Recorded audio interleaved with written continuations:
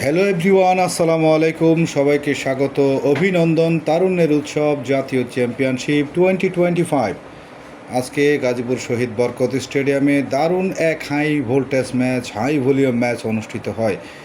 ম্যাচে প্রতিদ্বন্দ্বিতা করে ফুটবলের দুই সুপার জায়ান্ট দল, বাংলার দুই ফেভারিট দল।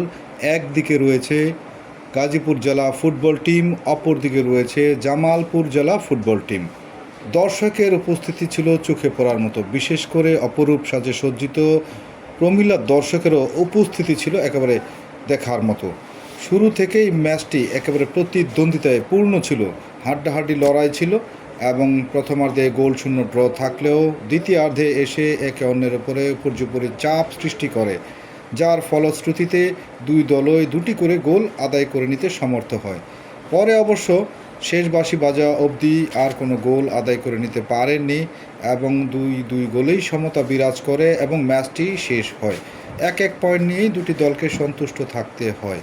এবং এই ম্যাচে এই অনুষ্ঠানের যিনি প্রধান অতিথি ছিলেন, গাজীপুরের অতিরিক্ত জেলা প্রশাসক জনাব মোহাম্মদ মোতাসেম বিল্লাহ এবং ক্রীড়া অফিসার ফারজানা আক্তার সাথী।